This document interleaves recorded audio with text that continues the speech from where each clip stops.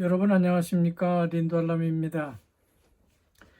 지금은 2024년 9월 20일 금요일 밤입니다. 지금부터 한상재와 함께하는 인도네시아 그리워 방송을 시작하겠습니다.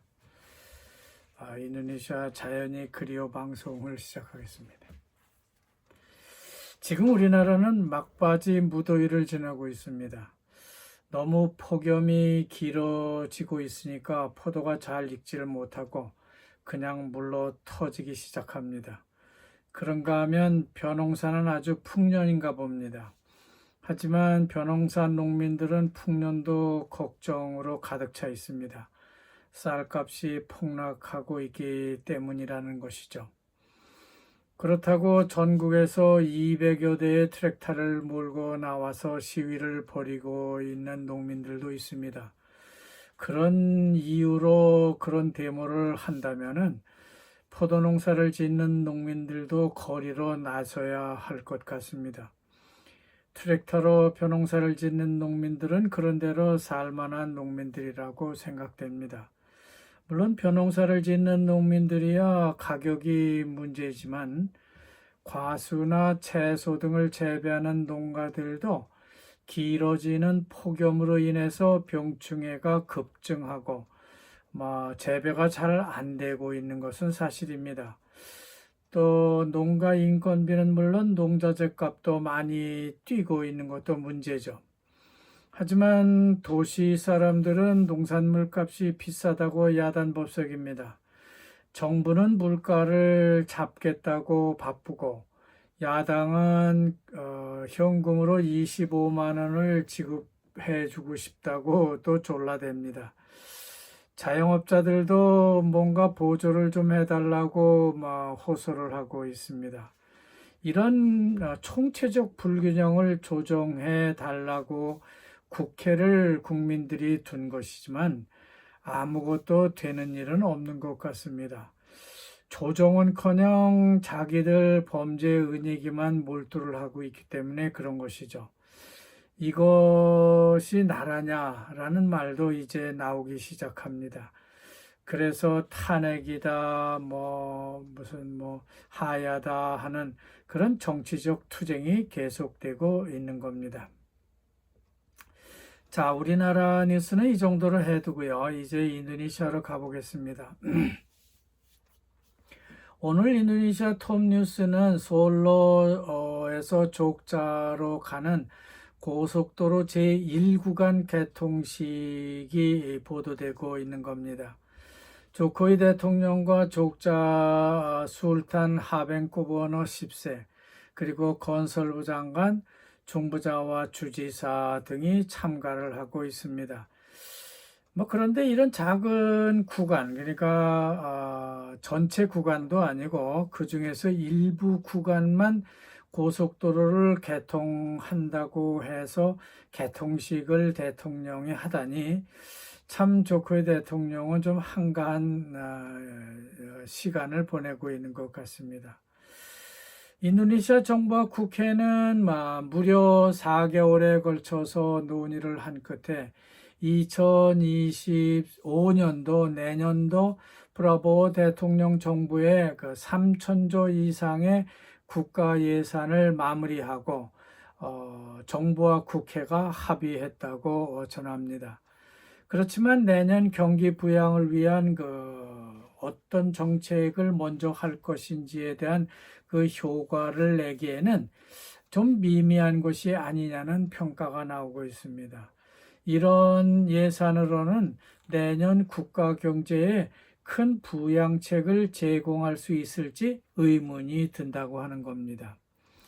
그것은 내년 예산 범위 내에서 학교 점심 무상 공급을 해야 하고 무료 건강검진도 해야 하고 지방법원도 건립을 해야 하고 또 학교를 리노베이션, 수리도 하고 또 지역별 통합 우수학교를 건립하는 등의 그런 브라보 차기 대통령의 프로젝트를 수행해야 하는 것도 많이 있지만은 8만 헥타르의 노원 집약화 사업, 또 15만 헥타르의 농경지 개간 등을 통해서 인도네시아 식량 작업을 달성하여야 할 것이기 때문에 경기 부양책 예산은 상대적으로 미니멈이 되었다고 하는 것입니다.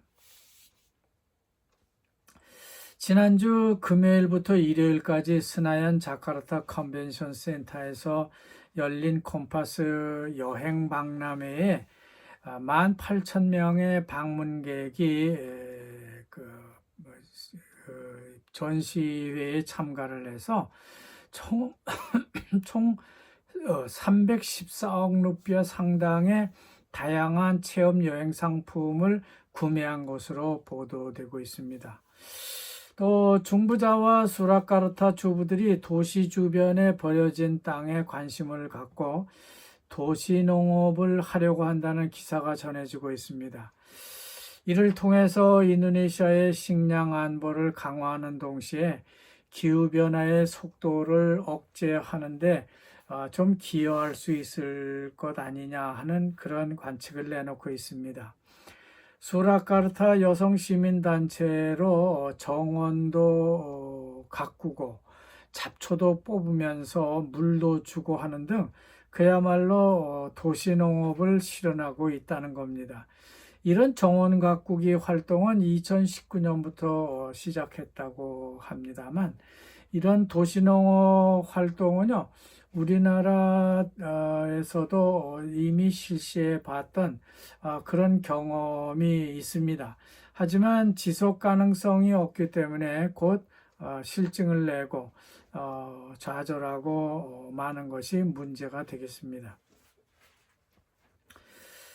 또 국제 외신에는 이스라엘과 팔레스타인의 갈등이 점입 가경으로 치닫고 있다는 뉴스가 전해지고 있어요.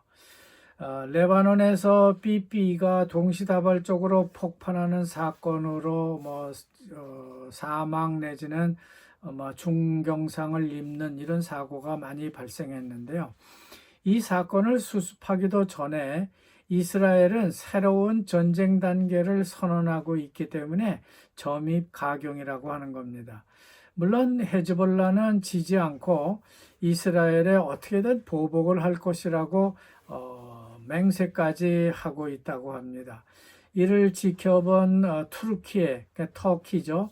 터키는 이스라엘이 레바논에서 가자지구 전쟁을 더 확대하기를 원하는 것 같다고 말하면서 맹비난을 퍼붓고 있습니다. 그럼에도 불구하고 이스라엘은 아주 인내를 갖고 가자지구 국경 부근에서 매일같이 하마스의 폭격을 퍼붓고 있다고 합니다. 반둥과 가룻에서 발생한 강진으로 인해서 1명이 사망하고 1000여 명이 중경상을 입었는데요. 2천여 명의 이재민이 발생을 해서 긴급 대피를 하고 있다고 합니다. 이에 따라서 주정부는요, 대책의 하나로 곧 이들이 머물 수 있는 신규 주택을 지어주겠다고 말하고 있습니다. 문제는 지진뿐만 아니라 지진으로 인해서 땅의 균열이 크게 발견되고 있다고 하는 겁니다. 제가 족자 지진 때 직접 경험한 바에 따르면요, 마치 그 지진이 일어난 데는 벼락을 맞은 것처럼 땅이 쭉쭉 갈라져 있습니다. 겉으로 보기엔 아무렇지도 않은 것 같은데 막상 그 갈라진 곳을 가다 보면은 너무 기울기가 크고 또 많이 갈라져 있기 때문에 자동차가 지나갈 수가 없습니다. 이런 현상이 반둥과 가루 지진 지역에 이번에 발생을 했다고 해서 크게 우려를 하고 있는 겁니다. 오늘 그 신문의 오피니언란에 보면요, 마을 인구 감소와, 그러니까 시골 농촌의 인구 감소와 일본의 교훈이라고 하는 제목의 기고문이 눈길을 끌고 있습니다. 2차 세계대전 이후 일본이 경험한 비약적인 발전과 그 뒤를 잇고 있는 대한민국이 복지와 번영을 누리고 있지만은 그 이면에는요, 또 다른 그런 고민이 있다고 하는 겁니다.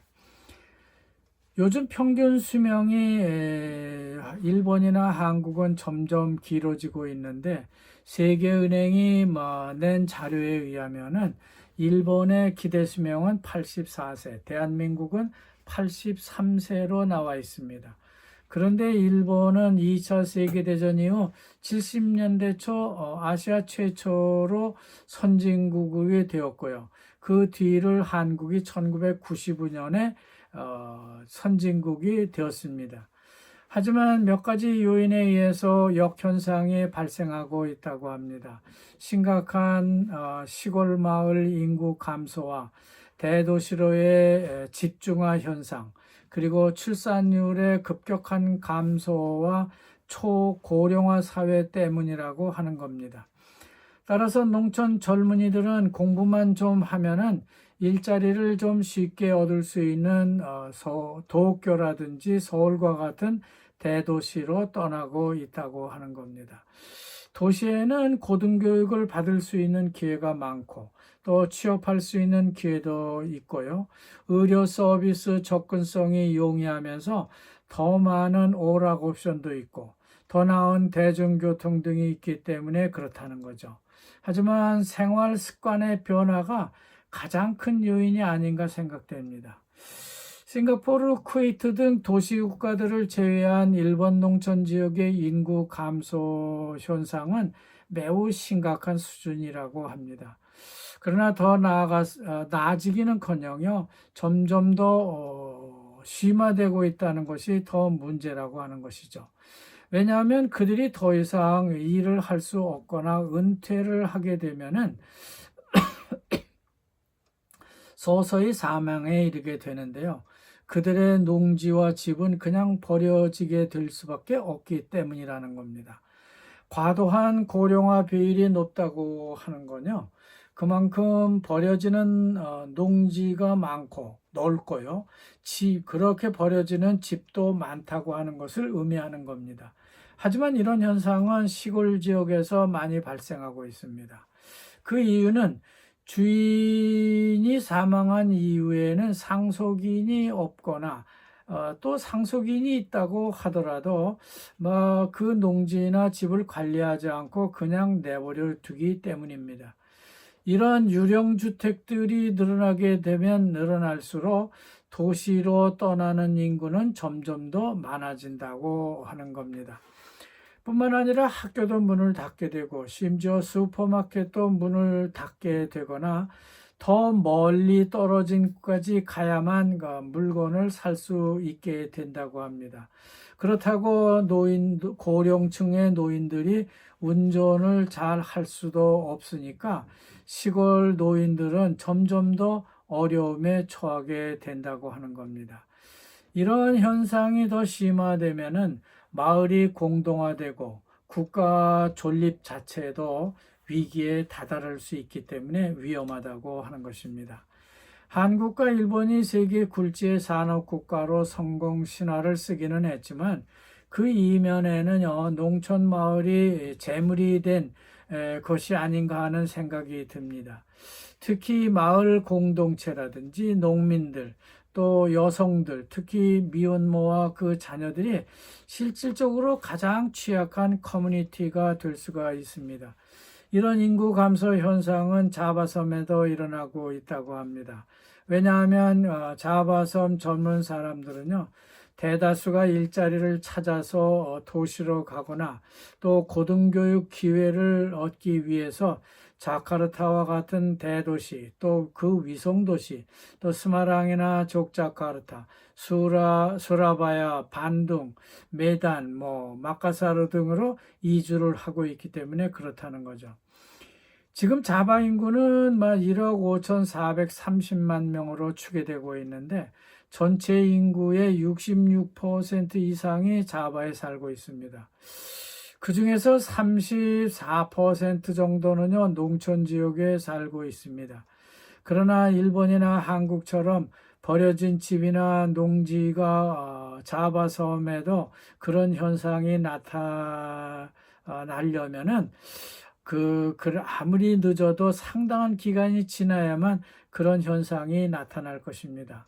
그러나 자바 농민의 농지 평균 면적이 5천 제곱미터에 불과하기 때문에 농촌 인구 공동화 문제가 더 빨리 올 수도 있습니다.